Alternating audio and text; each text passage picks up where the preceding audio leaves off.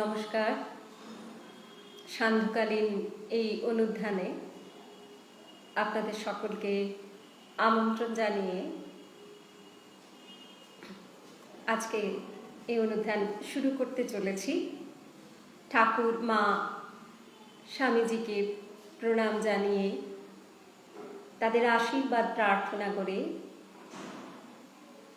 আমরা শুরু করি।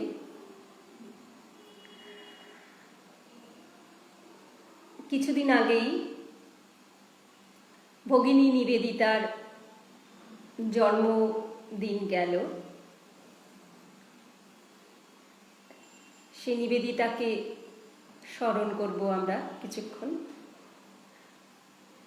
নাম ভগিনী নিবেদিতা, সিস্টার নিবেদিতা। স্বামীজি যখন ডেকেছিলেন, লিখেছিলেন, তুমি ভারতবর্ষের একাধারে জননী, বন্ধু এবং সেবিকা হও। আমি ভগিনী নিবেদিতাকে যতটুকু দেখি আর বোধ করি, তিনি সিস্টার নন কোনোভাবেই। একটি সংসারে কারুর একজন বন্ধু থাকতে পারে, সেবা করবার মানুষ থাকতে পারে, কিন্তু তাদের মধ্যে মা নাও পেতে পারি।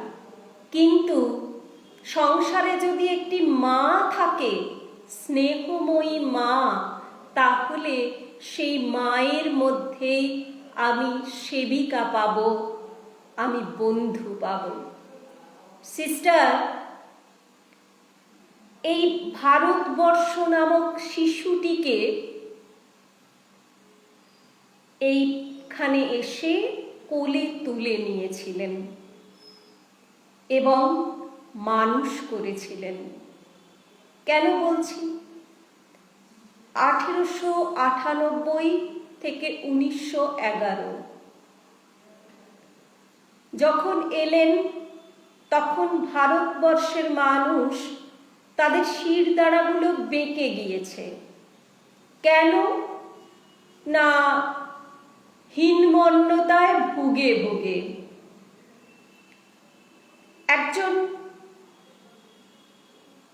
মানুষকে যদি প্রতিনিয়ত শুনতে হয় তোমার দ্বারা কিছু হবে না, তাহলে সাইকোলজি বলছে সে সেটাই বিশ্বাস করে। স্বামীজি বক্তৃতা দানকালে একটি গল্প বলেছিলেন, প্যাটের গল্প। প্যাট আয়ারল্যান্ডের অধিবাসী একটি ছেলে। সে তার বাড়ি থেকে বেরোনো মাত্র, আয়ারল্যান্ড একটি পরাধীন দেশ, বাড়ি থেকে বেরোনো মাত্র শুনতে হয়, প্যাট তোমার দ্বারা কিচ্ছু হবে না, তুমি কিচ্ছু করতে পারবে না, তুমি অপদার্থ। প্যাট হতাশ, প্যাট বিশ্বাস করে যে সত্যই তার দ্বারা কিচ্ছু হবে না। প্যাট এলো আমেরিকাতে, স্বাধীন দেশ। সেখানে ঘর থেকে বেরোনো মাত্রই শোনে, প্যাট ইউ ক্যান ডু ইট, তুমি পারবে। প্যাট বিশ্বাস করতে শুরু করলো। এই হতাশ মনটা নতুন আলো পেল। সে বিশ্বাস করতে শুরু করলো, হ্যাঁ আমি পারি, yes I can do it. তো এটা দরকার ছিল। ভারতবর্ষের ইতিহাস কি বলছে? না, ভারতবর্ষে ইংরেজ শাসন এত শত বছর, তার আগে মুঘলরা ভারতবর্ষ প্রায় সময় পরাধীনভাবে থেকেছে। আর সব সময় যারা শক্তিমান, তারা দুর্বলের উপরে তাদের প্রভাব প্রতিপত্তি বজায় রাখার চেষ্টাই করবে, দুর্বলকে আরো বেশি দুর্বলতাটা বোঝানোর চেষ্টা করবে। তাই বলা হয়েছে বারবার, ভারতবাসীকে শুনতে হয়েছে যে তোমরা কিচ্ছু পারো না, দুর্বল, তাই দেখো আমরা শক্তিমান, তোমাদেরকে অধীন করে নিতে পেরেছি। ভারতবর্ষের ঋষি মুনি যে মানে এটা একটা অত্যন্ত অবাক করা কথা যে এই ভারতবর্ষেরই পুরানো দিনে সেখানকার ঋষি মুনিরা জ্যোতির অক্ষরে পেল অভিমন্ত্র, যেটা বলে যে সম্পূর্ণরূপে ভীরুতা কাপুরুষতা দূর করে ফেলো, কারণ তোমার মরণও নেই, কারণ তোমার জন্মও নেই, তোমাকে কেউ মারতে পারে না, তোমার কোনো ক্ষতির কোনো ভাবনাই নেই। এই কথা বলল। সেই মানুষটা কিন্তু দীর্ঘদিন ধরে শুনছে যে তোমার ধর্ম বেকার ধর্ম, কারণ তোমার ধর্ম দেখো পরাধীন বানিয়ে দিয়েছে, কাপুরুষ বানিয়ে দিয়েছে, দুর্বল বানিয়ে দিয়েছে। আমরা দেখো তোমাদেরকে পরাধীন করে ফেলেছি, রাজার জাত, অতএব আমরা শ্রেষ্ঠ, আমাদের ধর্ম শ্রেষ্ঠ। যখন যে এসেছে সে কথাই বলে গেছে। তাই ভারতবর্ষ নিশ্চিন্ত মনে এইটা বিশ্বাস করে নিয়েছে, হ্যাঁ আমরা কাপুরুষ, আমরা দুর্বল, আমাদের ধর্মের মধ্যে কিচ্ছু নেই। আর এই যে আমাদের নেই, আমরা কিছু পারি না, এটা একটা মানুষ একেবারেই দুর্বলতার শিকার হয়ে পড়ে। অ্যাকচুয়ালি শক্তিটা বাহুতে নেই, শক্তিটা হৃদয়ের মধ্যে, অন্তরের মধ্যে থাকে, কিন্তু সেই অন্তরটা তো নিরেট হয়ে গিয়েছে, প্যাটির মতো। তো সেই অবস্থায় নিবেদিতা এলেন আর ভারতবর্ষের মানুষকে সর্বদিক দিয়ে, একটা শিশুকে যেমন প্রতিপালিত করতে হয়, তাকে খাদ্য দিতে হয় শরীরটা পুষ্ট করবার জন্য, তাকে লেখাপড়া শেখাতে হয় মানসিক বিকাশের জন্য, সব রকমভাবে তাকে বিকশিত করবার মতন ব্যবস্থা করে দিতে হয়, তবে সে একটা কমপ্লিট মানুষে পরিণত হবে একদিন। ভারতবাসীকে নিবেদিতা এই সব দিক দিয়ে তিনি বড় করে তুলবার চেষ্টা করেছেন এবং করেছেন। স্বামীজি তাকে বললেন যে তুমি বুদ্ধদেবকে অনুসরণ করো, বুদ্ধদেবকে অনুসরণ করো, অর্থাৎ কি না, যে বুদ্ধ তার বুদ্ধত্ব পাবার আগে 500 বার অপরের জন্য জীবন উৎসর্গ করবার জন্য জন্মেছিলেন, তো অপরের জন্য জীবন উৎসর্গ করো। তিনি জীবন উৎসর্গ করতে এসেছিলেন এখানে। ভারতবর্ষ বলে নয়, স্বামীজি যদি তাকে আফ্রিকায় পাঠাতেন এই মন্ত্র দিয়ে, নিবেদিতা আফ্রিকাতে গিয়েও নিজের জীবনটা উৎসর্গ করতেন। আর স্বামীজি যেরকম বলেন, জগৎ কুকুরের লেজ, তুমি কিন্তু এটাকে কখনো সোজা করতে পারবে না, শুধু দৃষ্টিভঙ্গিটাই হচ্ছে তোমার আসল কথা। তুমি কি দিচ্ছ, কতটা দিচ্ছ, জগৎ যেমন আগেও ছিল সেরকমই থাকবে, কিন্তু তোমার আত্মোৎসর্গ কোন দৃষ্টিভঙ্গিতে হচ্ছে সেটাই কাউন্ট হবে। নিবেদিতা সম্পূর্ণরূপে ভগবানের জন্য নিজেকে উৎসর্গ করেছিলেন। স্বামীজি বললেন যে এমন কে আছো যে ঈশ্বরের জন্য নিজেকে সম্পূর্ণরূপে দিতে প্রস্তুত? অত শত মানুষ শুনেছিল বিদেশে স্বামীজির কথা, একটি মাত্র নিবেদিতা পেয়েছি যে সত্য সত্য ঈশ্বরের জন্য নিজের জীবনটাকে উৎসর্গ করবার জন্য এখানে এসেছিলেন। আর এই ভারতবর্ষের প্রতিটি ভারতবাসীর মধ্যে তিনি সেই ঈশ্বরকে দর্শন করেছেন। একটা সময় যখন অমরনাথ দর্শনে গিয়েছিলেন স্বামীজি, নিবেদিতা সঙ্গে গিয়েছিলেন, অমরনাথের গুহায় বসে স্বামীজি বসলেন ধ্যানে, নিবেদিতাও প্রণাম করলেন, ধ্যান করলেন, কিন্তু বেরিয়ে এলেন। তার কিছু দর্শন হয়নি বলে তিনি ভারী বিরক্ত হয়েছিলেন। স্বামীজি বেরিয়ে এলেন, তিনি নিজেকে আত্মবোধ জাগ্রত হয়েছে, প্রত্যক্ষ করেছেন তিনি নিজেকে, নিজের মধ্যে তিনি আত্মবোধ লাভ করেছেন, তাই শোনালেন সেই কথা। নিবেদিতা রাগ করেছেন, অভিমান হত যে আপনি নিজে পারলেন, আপনি আমাকেও করাতে পারতেন এই বোধ সম্পন্ন, কিন্তু আপনি আমাকে করাননি। স্বামীজি আশীর্বাদ করেছিলেন কাছে ডেকে, তুমিও দর্শন করেছো, কিন্তু তোমার এখনো সেই বোধ শক্তি হয়নি। একদিন তুমি বুঝতে পারবে যে তুমি কি প্রত্যক্ষ করেছিলেন। ভারতবর্ষে এসে ভারতবর্ষের প্রতিটি মানুষ, এমনকি মাটি, মূর্তি, সকল কিছুর মধ্যে তিনি ওই ভগবানকেই দর্শন করবার সুযোগ পেলেন। ওই স্বামীজির আশীর্বাদ কাজে লাগলো।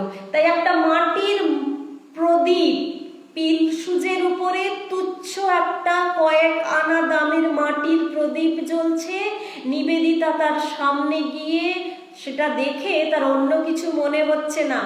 এমন একটা দেশ থেকে তিনি এসেছেন যেখানে বিজলি বাতি জ্বলে, যেখানে তখন মেট্রো রেল চালু হয়ে গিয়েছে, সেখানে নিবেদিতা পিলসুজের উপরে টিম টিম করে মাটির প্রদীপ জ্বলছে দেখে তার শুধু মনে হচ্ছে আরতি আরতি, মনে হচ্ছে না কি অবস্থা, চতুর্দিক অন্ধকার, মনে হচ্ছে না আরতি আরতি মনে হচ্ছে। হাঁটু মুড়ে বসে পড়েছেন তিনি সেখানে। ভারতবর্ষের প্রতিটি মেয়ে তার শ্বশুর বাড়িতে যায় যখন, বিশেষত সেই সময়, তখন নিজেকে অভিশপ্ত বলে মনে করে।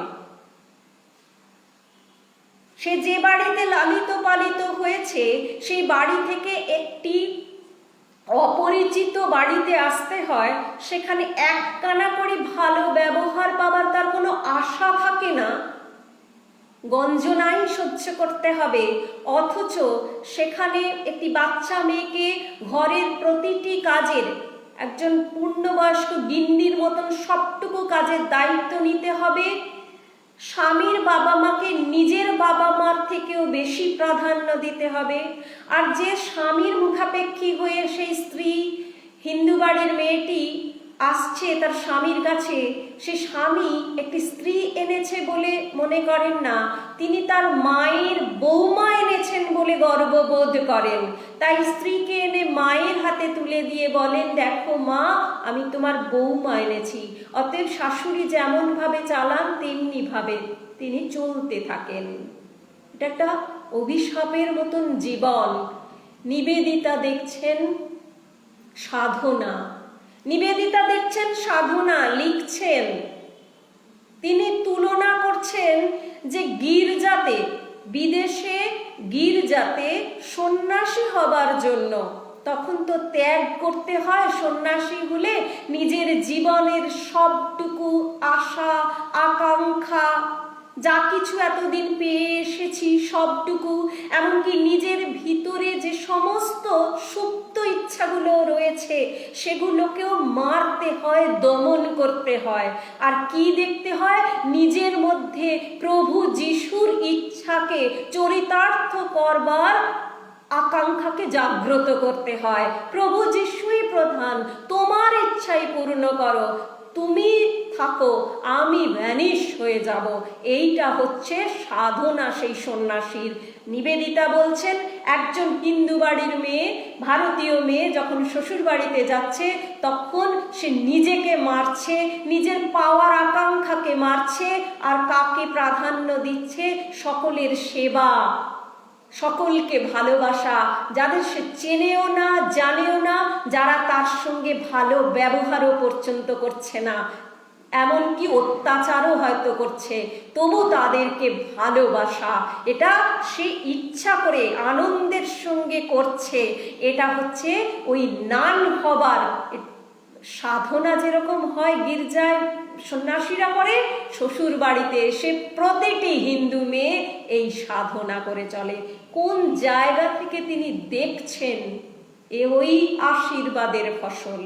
স্বামীজি নিবেদিতাকে একটি চিঠিতে লিখেছিলেন, কথাটা ছিল তিতিক্ষা। তিতিক্ষা কি? সম্পূর্ণ প্রতিকার শূন্য অবস্থা। ওই দাই উইল বি ডান, তোমার ইচ্ছাই পূর্ণ হবে ঠাকুর, তুমি যেমন রাখবে আমি তেমন থাকবো।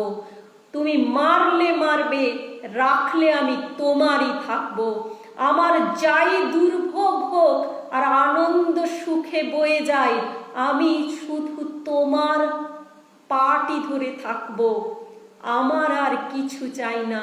তুমি যদি নাও আসো, আমি তথাপি যেমন করে রাখবে আমি তোমার ইচ্ছা মনে করে তেমনি করেই থাকবো। তিতিক্ষা। স্বামীজি উদাহরণ দিয়েছিলেন তার দেখা একটি সন্ন্যাসীর কথা বলে। সে সন্ন্যাসী কি করছে বলছেন, সেই সন্ন্যাসীর কুষ্ঠ রোগ হয়েছে। কুষ্ঠ হওয়ায় তার শরীরের বিভিন্ন অংশ পচে গলে পড়ে যাচ্ছে, আর যে অংশগুলো ওই কুষ্ঠ রোগে আক্রান্ত হয়ে গিয়েছে, দগদগে ঘা, সেই দগদগে ঘায়ের মধ্যে পোকা কিলবিল করছে। সেই সন্ন্যাসী বুঝছেন ওই কুষ্ঠ রোগ ঠাকুর তুমি দিয়েছো, তুমি ভালো বুঝেছো তাই দিয়েছো, বেশ করেছো। আমি এর জন্য কাঁদবো না, ব্যবস্থাও করব না। সেই পোকা যদি একটি ওই দগদগে ক্ষত থেকে গড়িয়ে পড়ে যায় মাটিতে, ঠাকুর তোমার ইচ্ছায় আমার ক্ষতর মধ্যে পোকা জন্মেছে, তোমার ইচ্ছা আমার ক্ষত খেয়ে ওই পোকাটি বড় হোক, সেটি গড়িয়ে পড়ে গেছে, তাই পোকাটি তুলে আবার যত্ন করে সাধুটি তার নিজের ক্ষতর মধ্যে রেখে দিচ্ছেন। তিতিক্ষা। নিবেদিতা ভারতবর্ষে এসেছেন, ভারতবর্ষের মেয়েদের দেখে তার কষ্ট হচ্ছে। স্বামীজি নিয়ে এসেছিলেন তাকে মেয়েদের জন্য। ভারতবর্ষে বাংলায় ওই আঙিনার বাইরে তাকে দাঁড় করিয়ে রাখা হয়েছে, ঢুকতে দেওয়া হয়নি, প্রবেশ নিষিদ্ধ, কারণ তুমি ম্লেচ্ছ।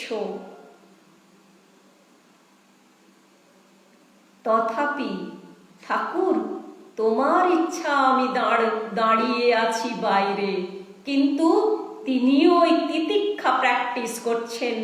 যারা ওই আঙিনার মধ্যে আছে, প্রভু তোমার ইচ্ছা, স্বামীজি আমার গুরু, আমার পিতা, তুমি আমায় বলেছ তাদের কাজ করবার জন্য, তবু আমি তাদের জন্য ভাববো। আর ওরা এটি করছে ব্যক্তি নিবেদিতার জন্য, কিছু অন্যায় করছে না, ওটা ওদের আচার। তো ওরা কত বড় নিষ্ঠাবতী, তো বড় শ্রদ্ধার ব্যাপার এই নিষ্ঠা। আমি অবাক হয়ে যাই। আর যখন ওই তিতিক্ষা শব্দটাকে ভাবি, তার ভাবটাকে ভাবি, তখন আমি বুঝতে পারি নিবেদিতার সাধনা, এই নিবেদনের সাধনা কত কঠিন ছিল। মহত্ব বটেই, কত কঠিন। তিনিও তার ক্ষততে পোকা জন্মে গিয়েছে, তিনি যত্ন করে সেটি তার দগদগে ঘায়ের মধ্যে পোকা তুলেই রাখছেন, কারণ প্রভুর ইচ্ছা, আমার পিতা, আমার গুরু আমাকে বলে গিয়েছেন। তাই মেয়েদেরকে নিয়ে তিনি মিউজিয়াম দেখতে গেছেন। মেয়েরা তো আনন্দে চলে গেছে সিস্টারের সঙ্গে, গরমকাল, অত বড় মিউজিয়াম ঘুরে ঘুরে দেখবে। তিনি নিজে একটা গ্লাস নিয়ে গেছেন, আহারে মেয়েদের যখন জল পিপাসা পাবে তারা জল খাবে। ঘুরতে ঘুরতে ক্লান্ত নিবেদিতা একটা কল, চাপা কল, সেটা টিপে জল নিয়ে আগ্রহে, মেয়েরা সব ক্লান্ত হয়ে গেছে, নিজে দায়িত্ব নিয়ে সে কল থেকে জল নিয়ে মেয়েদের দিকে বাড়িয়ে দিচ্ছেন। আর স্তব্ধ হয়ে যেতে হয়। স্তব্ধ হয়ে গিয়ে দেখি যে মেয়েরা, কিরকম মেয়ে তারা, কোনো মেয়ের কুষ্ঠ হয়েছে, নিবেদিতা মুখের রক্ত তুলে লিখে, দিনের পর দিন লিখে, সেই টাকা একটু জোগাড় করে তার ওষুধের ব্যবস্থা করেন। যে মেয়ে খেতে পায় না, ফল বিক্রি করে, তার বাপ মা চিন্তা করে না, কিন্তু নিবেদিতা চিন্তা করে। গোটা ভারতবর্ষ, বাঙালি সমাজ চিন্তা করে না, মেয়েরা পরনের কাপড় না পেলে সেটা তাদের লজ্জা, নিবেদিতা চিন্তা পূজা করে, যিনি নাকি বিদেশি, তিনি তার কষ্ট করে উপার্জিত পয়সা, দানের পয়সা তিনি সংগ্রহ করেন, এখানে ওখানে লিখে তিনি সেই পয়সা দিয়ে সবাইকে কাপড় দেন।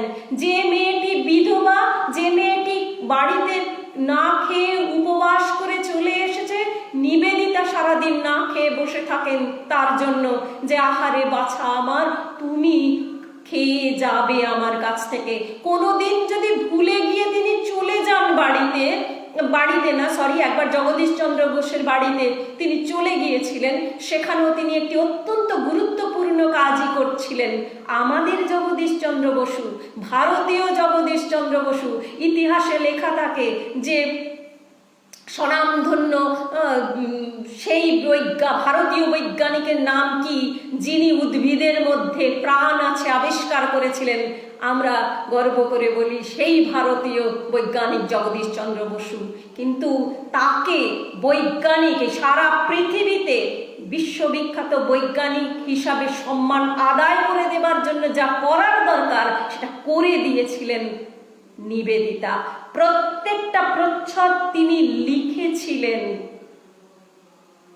হতাশ জগদীশচন্দ্র বসু যখন সুইসাইড করতে যাচ্ছেন, তখন তার খোকা, নিবেদিতা বলতেন খোকা, সেই খোকাকে তিনি বড় পরম স্নেহে আবার হতাশার অন্ধকার থেকে বার করে এনেছিলেন এবং নিজের মুখের রক্ত তুলে লন্ডনের রয়্যাল সোসাইটিতে গিয়ে তার পত্রিকা পড়া পর্যন্ত, এমনকি শুধু তাই নয়, তার জন্য ভারতবর্ষের সমস্ত বিজ্ঞান মনস্ক ছেলেরা যাতে স্বাধীনভাবে চর্চা করতে পারে বিজ্ঞানের, ব্রিটিশ শক্তির কোনো রকম ইন্টারফেয়ারেন্স বাদ দিয়ে, তাই বসু বিজ্ঞান মন্দির স্থাপনা করে গিয়েছেন তিনি। সে কথায় পরে আসছি।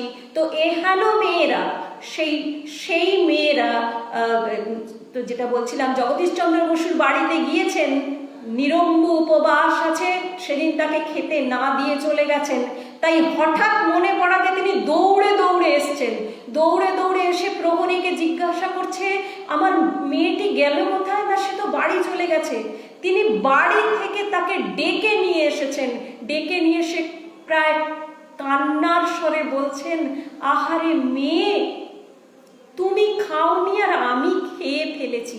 তিনি যে খেয়ে ফেলেছেন, মেয়েটার কথা সেদিন ভুলে গিয়েছেন, তাই তার বাপ মায়ের কষ্ট নেই, নিবেদিতার বুকটি পুড়ে যাচ্ছে।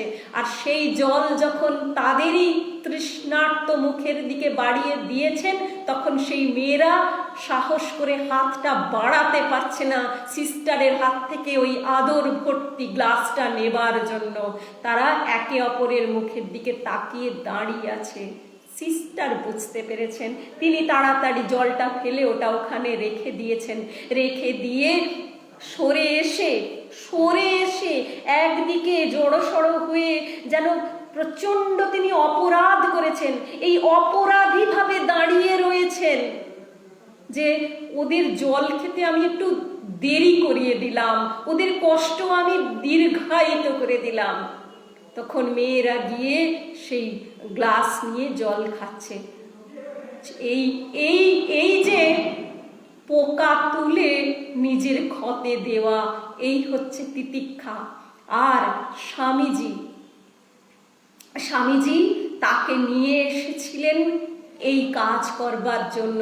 তাই তিনি যখন এই জগদীশচন্দ্র বসুর কথা বলছিলাম, বসু বিজ্ঞান মন্দির স্থাপিত হবে, তার লেখা পাঠ করা হবে, তিনি লন্ডনে নিয়ে গিয়েছেন, তার নিজের বাড়িতে রেখেছেন। সেখানে অসুস্থ হয়ে গিয়েছেন জগদীশচন্দ্র বসু।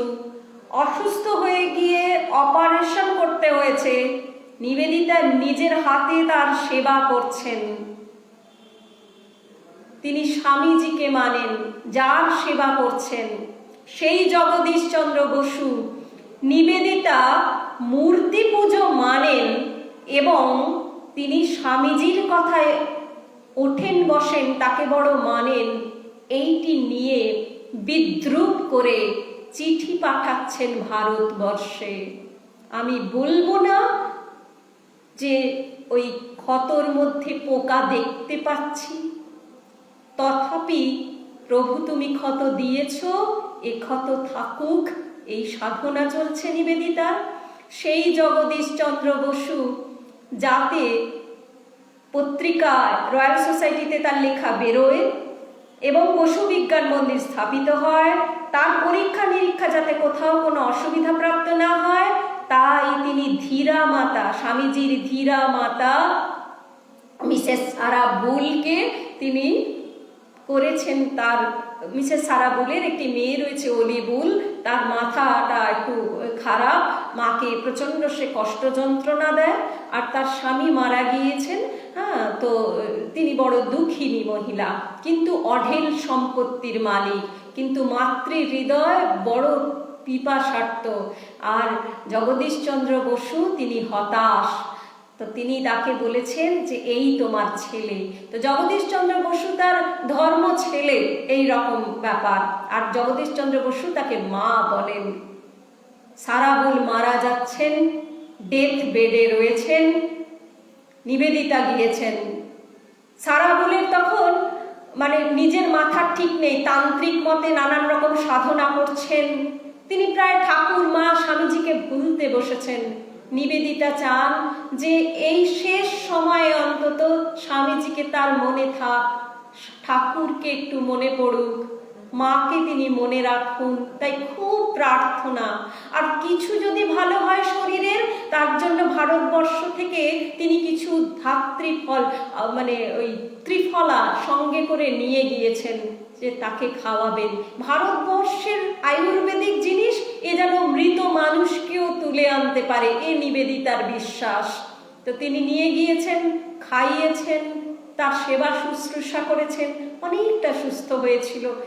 কিন্তু তিনি সমস্ত রেখে চলে গেলেন পৃথিবী থেকে। আর যাবার সময় তিনি তার সম্পত্তির বহু টাকা, বহু সম্পদ তিনি জগদীশচন্দ্র বসুর নামে করে গেলেন। রামকৃষ্ণ মিশনের সেবা কার্যের জন্যও করেছিলেন, নিবেদিতার স্কুলের জন্যেও তিনি কিছু টাকা করেছিলেন। মারা গেলেন, কষ্ট পেলেন বহু দিনের সাথী এই নিবেদিতা, সারা বুল, মিস ম্যাকলাউড। বড় কষ্ট হলো, নিবেদিতা ফিরে আসবেন কিন্তু ফিরতে পারলেন না। সারা বুলের মেয়ে অলি বুল কেস করলো নিবেদিতার নামে কোর্টে। কেন না নিবেদিতা অর্থের জন্য তার মাকে বিষ খাইয়ে মেরে ফেলেছে। যে বিষ আনা হয়েছে ভারতবর্ষ থেকে, আসলে সেই বিষ কি ছিল? ত্রিফলা। আর শুধু তাই নয়, ওই বিষ খাওয়ানোর পিছনে ওই চক্রান্ততে স্বামীজিও যুক্ত। যদিও স্বামীজি তখন পৃথিবীতে নেই, অথচ স্বামীজিও যুক্ত। এই গুরু নিন্দা, এই কষ্ট, এই যন্ত্রণা, নিবেদিতা কুঁকড়ে গেলেন। কোর্টে কেস চলল, কেসে অবশ্য তিনি জিতলেন, আর এই বসু বিজ্ঞান মন্দির স্থাপিত হলো। কিন্তু ওই যে বলছিলাম, নিবেদিতার বিবেকানন্দের প্রতি ভক্তি, রামকৃষ্ণ দেবের প্রতি ভক্তি, মা কালীর প্রতি ভক্তি, মূর্তি পূজা, ভারতবর্ষের গরিমায় গরিমান্বিত সেই মহিলাকে বিদ্রূপ করে চিঠি লিখছেন সে অপারেশনরত অবস্থায় জগদীশচন্দ্র বসু। তাহলে কি আমি বলবো না ওই ক্ষতর পোকা মাটিতে পড়ে গেছে, কিন্তু ওই পোকাকে তুলে নিবেদিতা তার ক্ষতর মধ্যে যত্ন করে রাখছেন। কেন? প্রভুর ইচ্ছা। নিবেদিতা আর কিছু চিন্তা করেন না, তিনি শুধু চিন্তা করেন তার পিতা, তার গুরু স্বামী বিবেকানন্দ ওই স্বর্গে যেখানে তিনি আছেন, তার কাজের দায়িত্ব তিনি কি সুষ্ঠুভাবে পালন করছেন এই পৃথিবীতে, যাতে গুরু সেখানে একটু শান্ত মনে দিন কাটাতে পারেন। তিনি গুরুর হয়ে ইট বহন করে নিয়ে চলেছেন, ভারী ভারী ইট এই তার পিঠে করে। তো নিবেদিতা এই তিতিক্ষা, 98 থেকে 1911 তিনি এই তিতিক্ষা পালন করেছেন। তিনি বুদ্ধত্ব নিশ্চয়ই পেয়েছেন, কারণ তিনিও ভারতবর্ষের অগণিত মানুষের জন্য প্রতিদিন তার নিজের জীবনটাকে উৎসর্গ করেছেন, নিজের জন্য এতটুকুও না রেখে। এই হচ্ছে তার সাধনা। তো সেই জন্যেই তিনি আলো দেখেছিলেন। তার শরীর চলে যাচ্ছে, কিন্তু তিনি সানরাইজ দেখতে পাচ্ছিলেন। নিবেদিতা চলে গিয়েছেন, শিক্ষাটা রেখে গিয়েছেন। আজ আমরা মানুষ হয়েছি, স্বাধীনতা পেয়েছি, কিন্তু নিবেদিতার এই নিবেদন করবার শক্তি কি মনে প্রাণে ভরে নিতে পারছি? নিবেদিতার এই নিজেকে নিবেদন করার এই যে সাধনা, আমরা কি আমাদের দেশের জন্য করতে পারছি? অনেক দরকার করবার, কিন্তু কতটা করছি আর কতটা করছি না সেটা নিজেদেরকে যাচাই করে দেখে নিতে হবে।